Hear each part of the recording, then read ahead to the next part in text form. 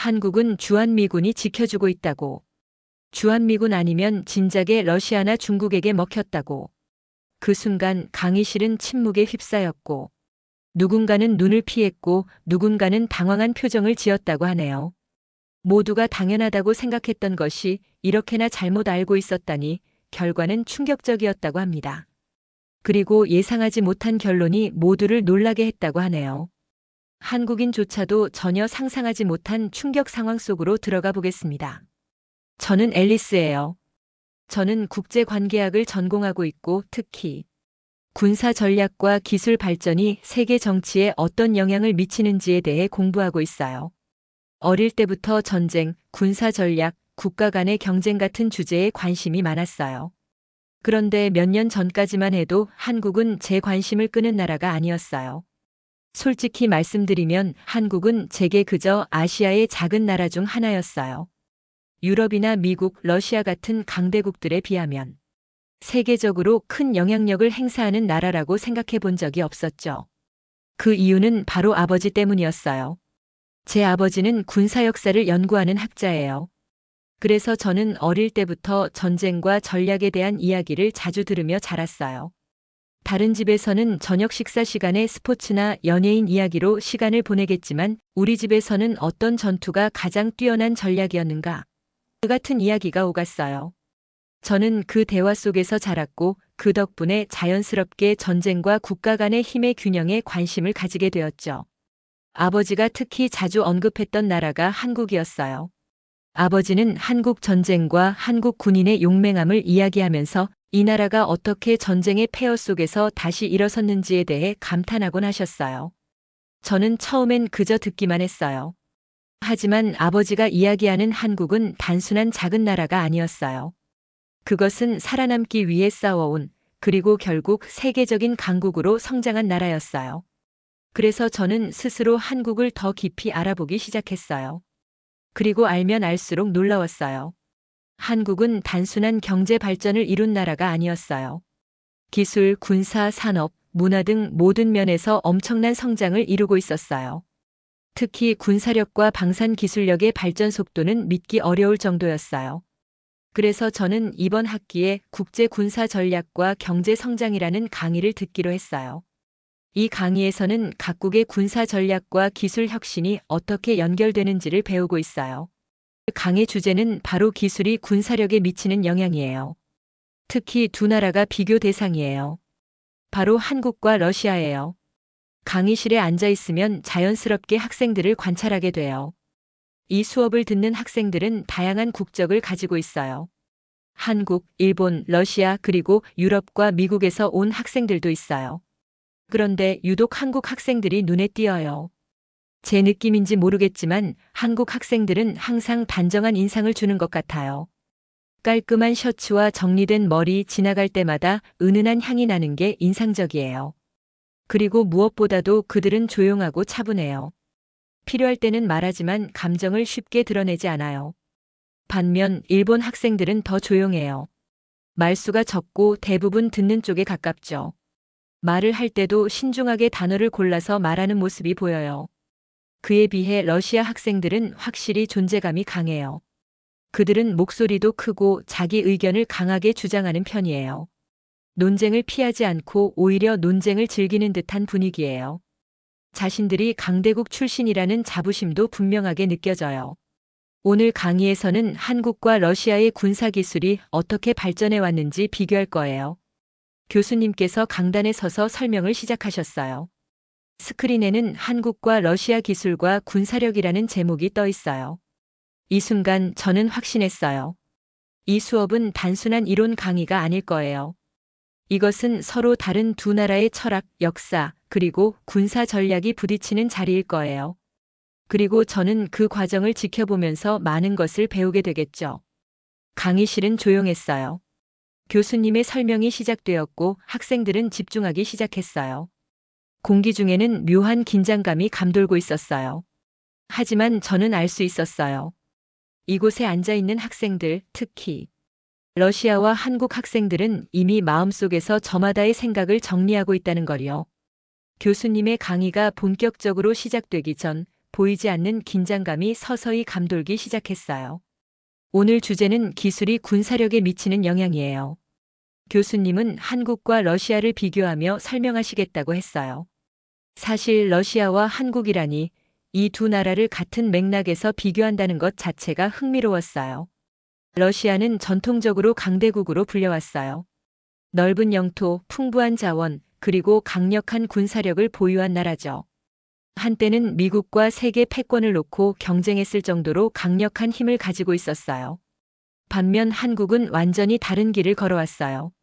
전쟁으로 폐허가 되었던 나라가 이제는 세계적인 기술 강국으로 성장했어요.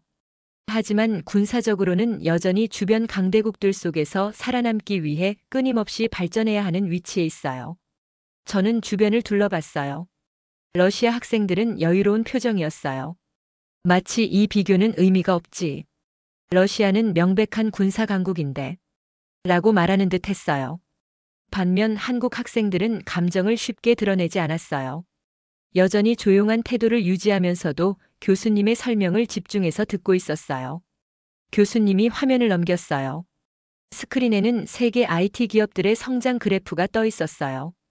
오늘 우리는 IT 산업이 현대 군사력에 미치는 영향을 살펴볼 것입니다. 여러분도 알다시피 전쟁의 방식은 과거와는 완전히 달라졌습니다. 단순한 병력 수와 무기의 크기가 전쟁을 결정하는 시대는 지났어요. 이제는 기술이 곧 힘입니다. 저는 교수님의 말에 고개를 끄덕였어요. 요즘의 전쟁은 단순한 무력 충돌이 아니에요.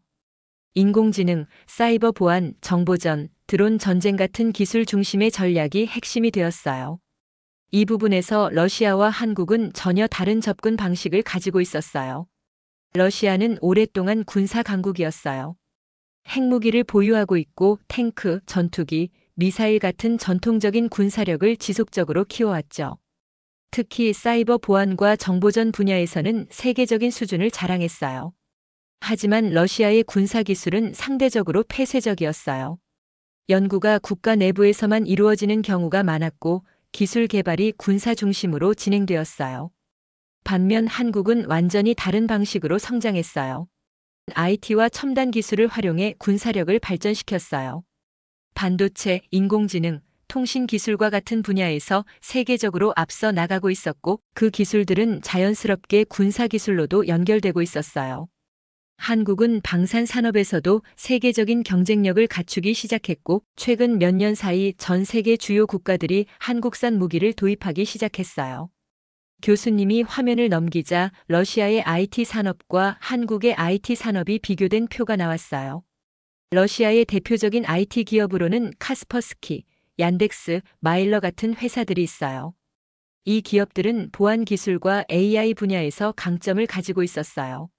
러시아는 사이버 보안과 정보전에 강한 나라였고 전 세계적으로도 러시아 해커들은 가장 위협적인 존재로 알려져 있었어요.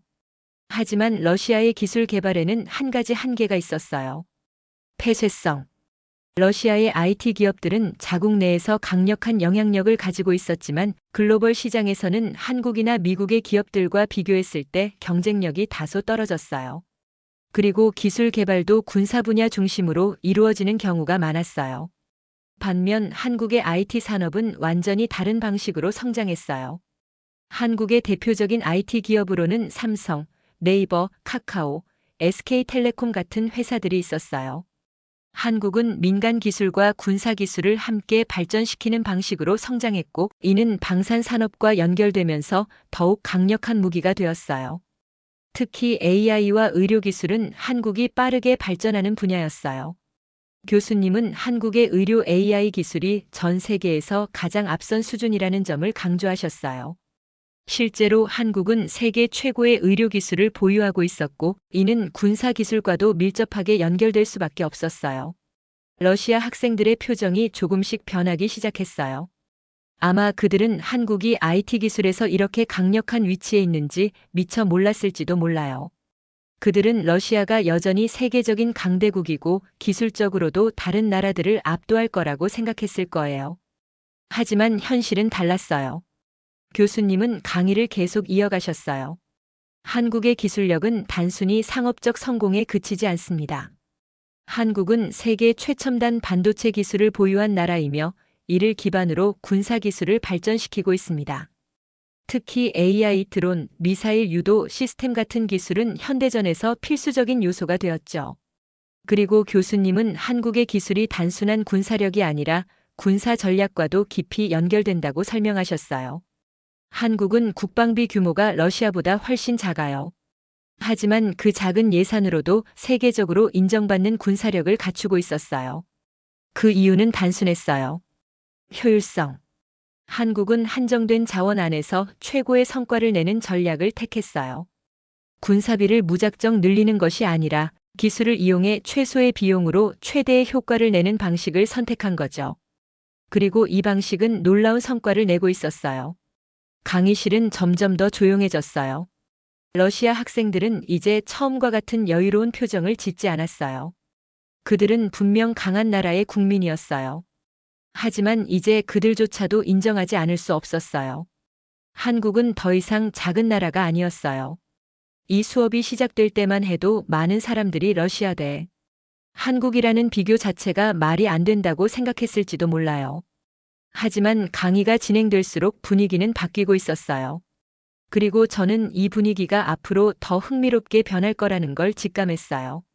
오늘 이 강의실에서는 단순한 나라 간 비교가 아니라 국제 무대에서 벌어지는 기술과 힘의 새로운 균형이 논의되고 있었어요.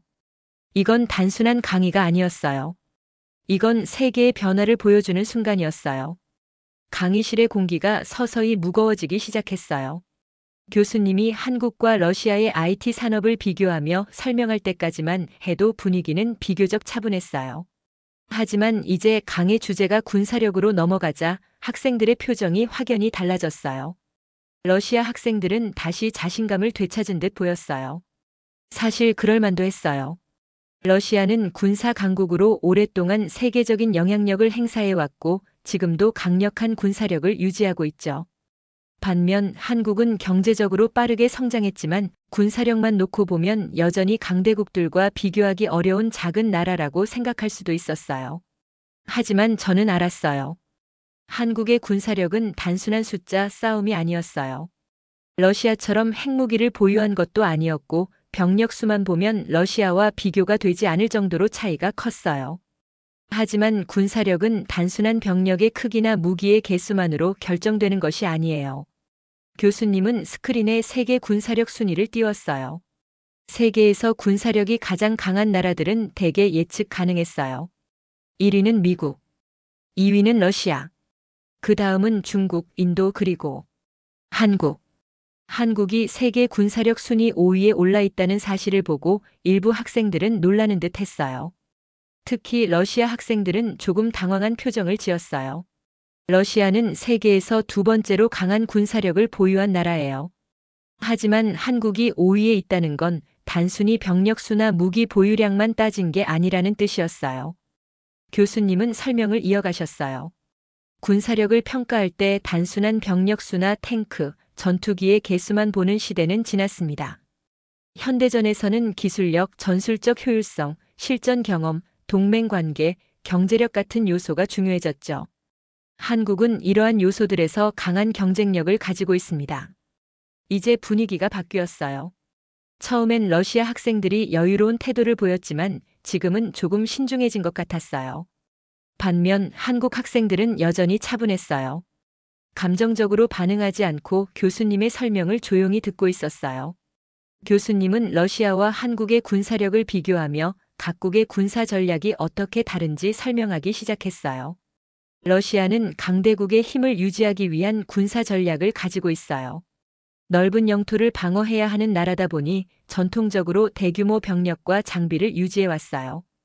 또한 핵무기를 보유하고 있기 때문에 강력한 억지력을 가지고 있죠. 러시아군의 특징은 대규모 지상군과 강력한 전차부대예요. 역사적으로 보면 러시아는 전쟁에서 양적 우세를 활용해 승리를 거둔 경우가 많았어요. 2차 세계대전 때도 냉전 시대에도 러시아의 군사 전략은 숫자로 밀어붙이는 방식에 가까웠어요. 물론 요즘은 전략이 조금씩 바뀌고 있어요. 사이버전, 전자전, 극초음속 미사일 같은 기술들이 추가되고 있죠.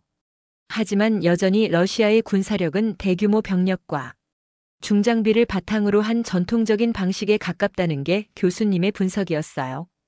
반면 한국은 완전히 다른 방식으로 군사력을 발전시켜 왔어요. 한국은 지정학적으로 굉장히 불안한 위치에 있어요. 주변에는 중국, 일본, 러시아 같은 강대국들이 있고 바로 옆에는 북한이 있어요. 그래서 한국은 군사적으로 높은 대비 태세를 유지해야 해요. 하지만 한국은 러시아처럼 대규모 병력을 유지하는 방식이 아니라 첨단 기술과 정예화된 군대를 기반으로 하는 전략을 선택했어요. 한국군의 특징은 기술력과 효율성이에요. 한국은 한정된 국방비와 자원을 가지고도 세계에서 가장 정밀한 무기 체계를 개발하고 있어요. 또한 한미연합훈련을 통해 세계에서 가장 훈련된 군대 중 하나로 평가받고 있어요. 교수님이 한국의 방위산업 발전에 대한 자료를 보여주었어요. 한국은 세계에서 8번째로 큰 방산 수출국이에요. 최근에는 폴란드, UAE, 인도 같은 나라들이 한국의 무기를 대량으로 구매했어요. 특히 K2 전차, K9 자주포, FA-50 전투기 같은 무기들은 유럽에서도 인정받고 있어요. 교수님이 한국이 개발한 현무5 미사일을 설명할 때 강의실의 분위기는 완전히 바뀌었어요.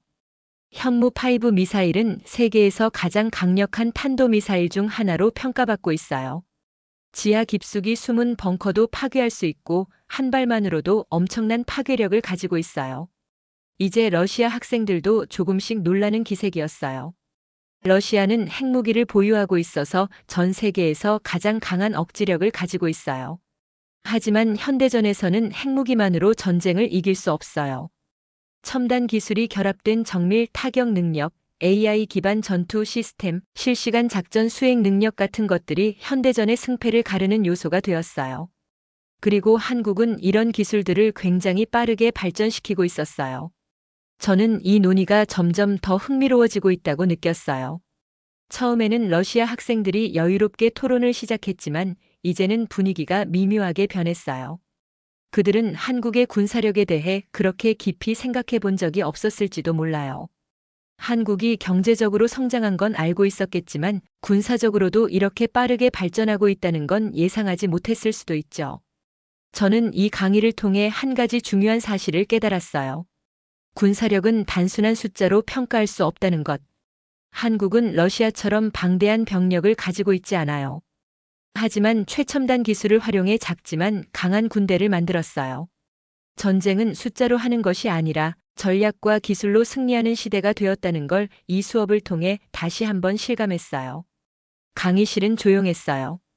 학생들은 교수님의 설명을 조용히 곱씹고 있었어요. 저는 이제 확신했어요. 이 수업은 단순한 정보 전달이 아니라 서로 다른 두 나라의 군사 전략과 시대 변화에 대한 치열한 논쟁으로 이어질 거라는 걸요. 그리고 저는 이 논쟁을 끝까지 지켜볼 준비가 되어 있었어요. 강의실의 공기가 조금씩 변하고 있었어요. 처음에는 러시아 학생들이 여유로운 표정을 짓고 있었어요. 그들은 자국이 군사 강국이라는 자부심을 가지고 있었고 한국과 비교하는 것 자체를 가볍게 여기는 듯 했어요. 하지만 시간이 지나면서 점점 분위기가 달라졌어요. 교수님이 한국의 군사력에 대해 설명할수록 러시아 학생들의 얼굴에는 조금씩 긴장감이 감돌기 시작했어요. 교수님은 이제 방산 산업에 대한 이야기를 하려고 했어요. 군사력을 비교하는 것이 아니라 어떤 나라가 더 효율적으로 무기를 개발하고 더 많은 나라들에게 인정받고 있는지 살펴보는 시간이었죠.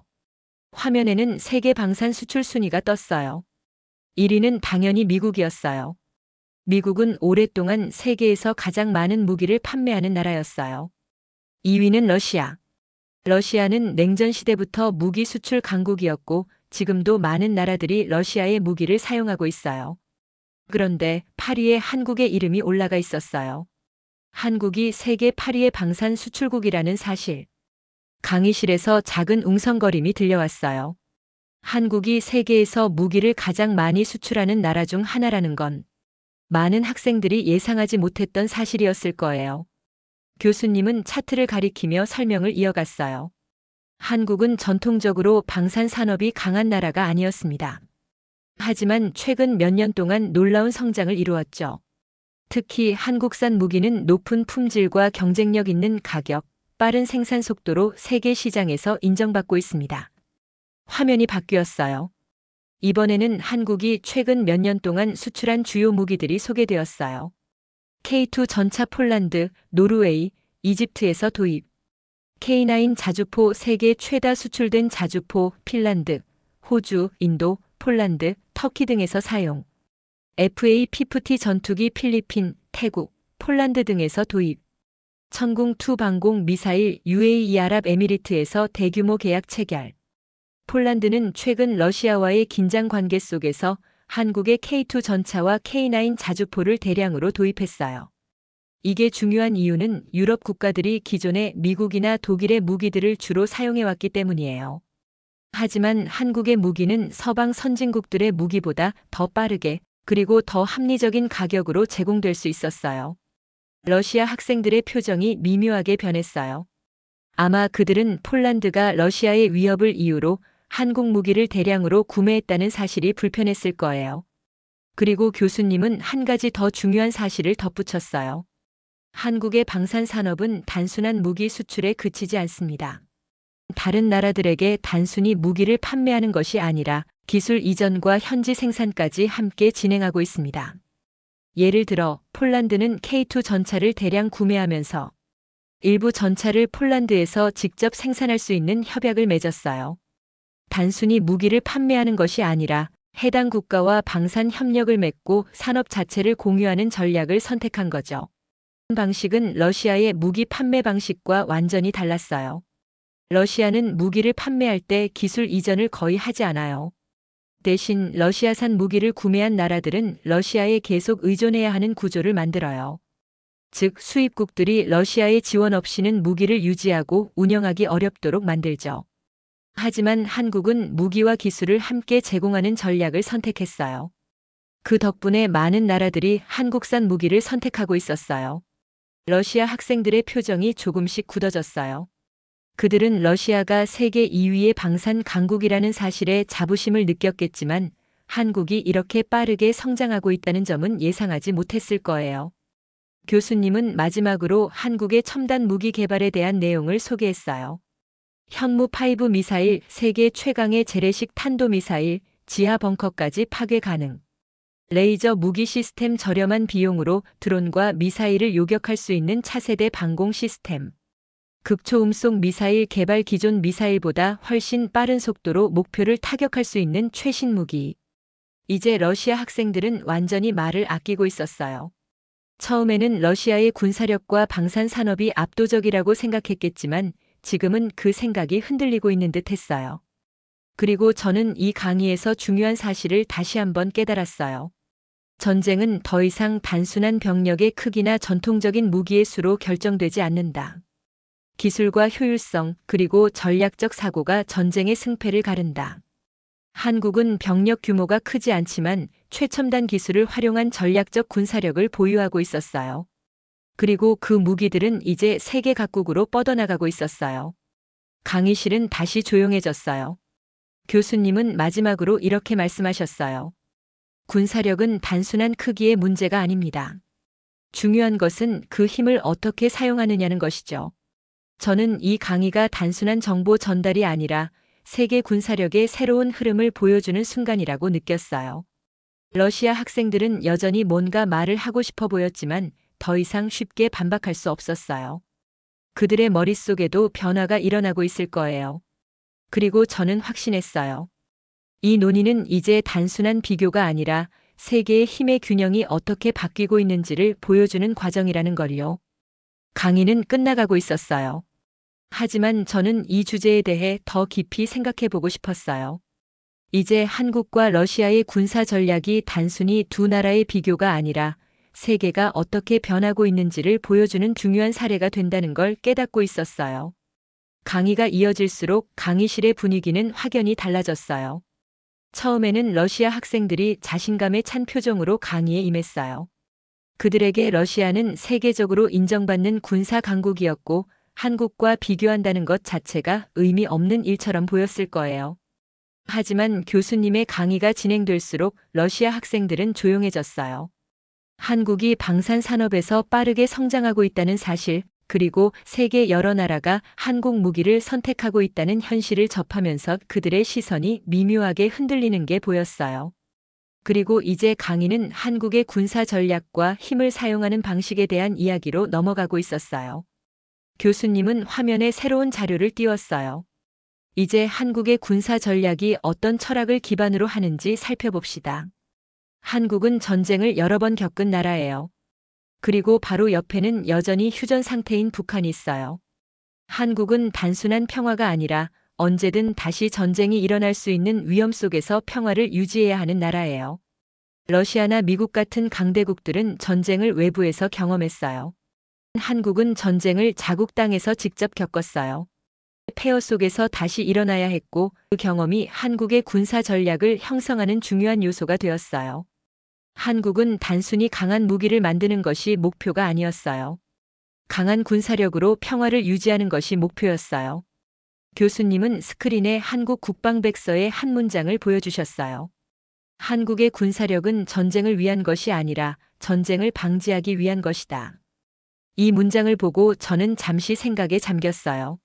러시아는 군사력을 자국의 힘을 과시하는 수단으로 사용하는 경우가 많아요. 강한 군사력이 곧 강한 국가의 상징이죠. 하지만 한국은 달랐어요. 한국의 군사력은 국가를 방어하고 평화를 유지하기 위한 수단이었어요. 그리고 바로 이것이 한국의 군사 철학이었어요. 이제 교수님은 한국의 군사기술 발전 방향에 대해 설명하기 시작했어요. 러시아는 병력의 규모가 크고 여전히 전통적인 전쟁 방식을 기반으로 군사 전략을 세우는 편이에요. 하지만 한국은 그 반대였어요. 한국은 최소한의 비용과 인력으로 최고의 방어력을 갖추는 방법을 고민했고, 그래서 첨단 기술 기반의 군사력을 발전시키는 전략을 선택했어요. AI 기반 군사 시스템. 한국은 인공지능을 활용한 군사 자동화 시스템을 적극적으로 개발 중이에요. 이 기술은 군사작전의 효율성을 극대화하고 실시간 정보 분석을 통해 전쟁에서 우위를 점할 수 있도록 해요. 무인 전투 시스템. 한국은 드론, 자율주행 전투 차량, AI 기반 감시 시스템을 활용해 미래전에서 인간의 역할을 줄이고 있어요. 사이버전과 전자전 기술. 현대전에서는 물리적인 전투뿐만 아니라 정보전과 사이버전이 중요해졌어요. 한국은 사이버 보안과 전자전 분야에서 뛰어난 기술력을 가지고 있으며 이는 국가 안보의 핵심적인 요소가 되고 있어요. 방어형 무기 체계. 한국은 공격적인 무기 개발보다 방어적인 무기 개발에 집중하고 있어요.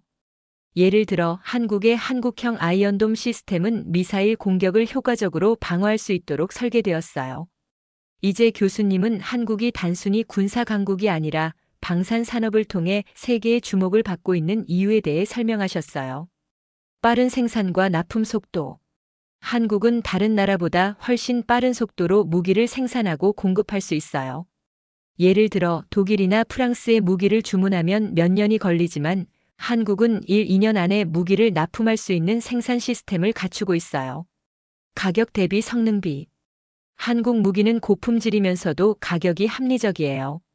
예를 들어 한국의 K9 자주포는 독일의 PGH-2000보다 저렴하지만 성능 면에서는 세계적으로 인정받고 있어요. 기술 이전과 협력적인 계약.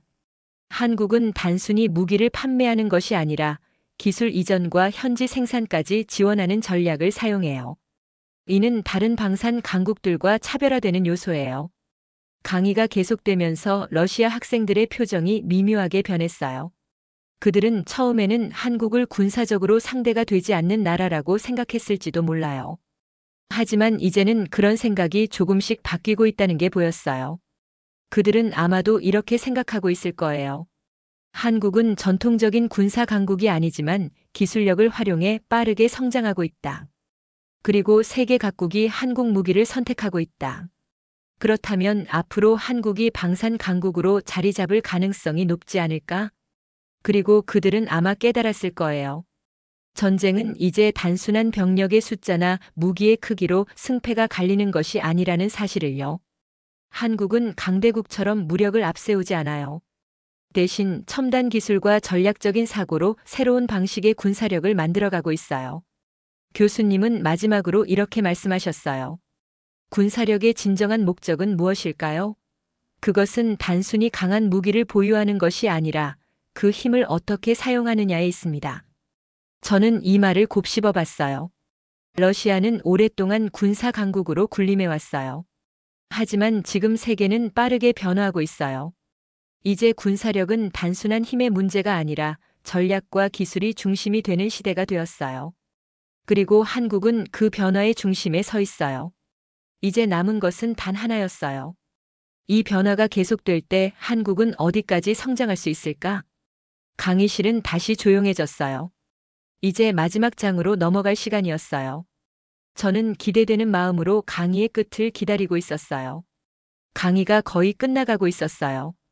하지만 강의실은 여전히 긴장감으로 가득 차 있었어요. 교수님이 한국의 방산 산업과 군사 전략을 설명하면서 러시아 학생들의 표정은 점점 복잡해졌어요.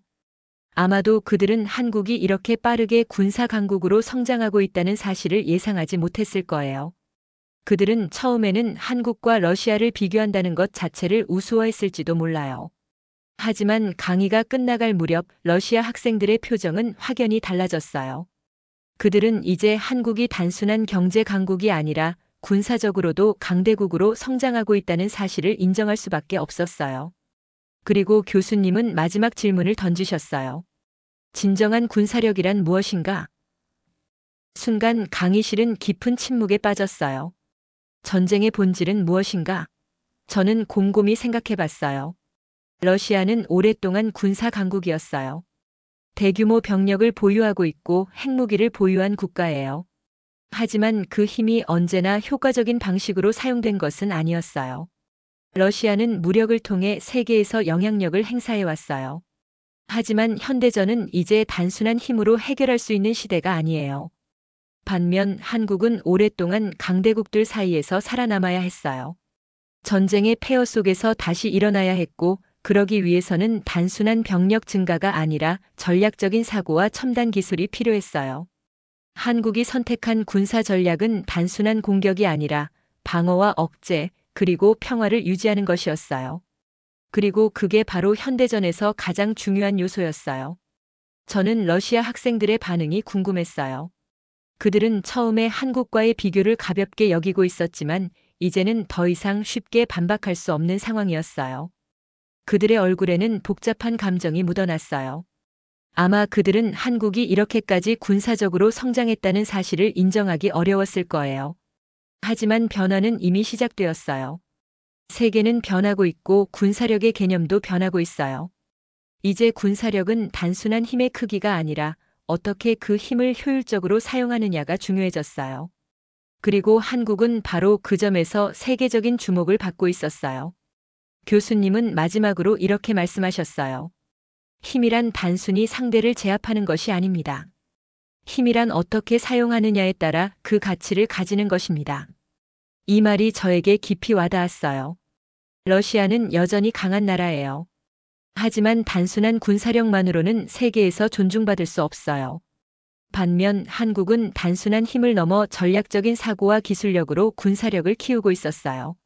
그리고 저는 확신했어요. 이제 한국은 더 이상 작은 나라가 아니에요. 강의가 끝나고 학생들은 하나둘씩 자리에서 일어나기 시작했어요. 러시아 학생들은 조용히 가방을 챙기고 있었어요. 그들의 표정은 처음보다 훨씬 진지해 보였어요. 저는 그 모습을 보며 생각했어요. 이제 세계는 빠르게 변하고 있어요. 그리고 그 변화의 중심에 한국이 있다는 사실이 분명해지고 있어요. 저는 더 알고 싶어졌어요. 한국이 어떻게 이렇게 빠르게 성장할 수 있었는지, 그리고 그들이 만들어가는 미래가 어떤 모습일지 직접 보고 싶어졌어요. 그래서 저는 결심했어요. 이번 방학 동안 한국을 방문해서 직접 그 나라를 경험해 보기로 했어요. 책으로 배우는 것과 실제로 보는 것은 다를 테니까요. 그리고 저는 확신했어요. 이 여행이 제 인생에서 중요한 전환점이 될 거라는 것을요. 교수님은 마지막으로 학생들을 바라보며 미소 지으셨어요. 오늘 우리는 단순히 군사력을 비교하는 것이 아니라 힘의 의미가 어떻게 변하고 있는지를 살펴보았습니다. 그리고 여러분이 꼭 기억했으면 하는 것이 있습니다. 힘은 단순한 크기가 아니라 그것을 어떻게 사용하는가에 달려 있습니다. 그것이 바로 21세기의 군사력입니다. 저는 자리에서 일어나면서 다시 한번 강의실을 둘러봤어요. 그리고 생각했어요. 이 강의는 단순한 비교 분석이 아니었어요. 이것은 세상의 변화에 대한 이야기였어요. 그리고 저는 그 변화를 직접 목격하고 싶어졌어요. 이제 한국으로 갈 시간이에요. 새로운 시작을 위해. 오늘의 사연은 여기까지입니다. 사연이 좋으셨다면 구독과 좋아요 부탁드립니다.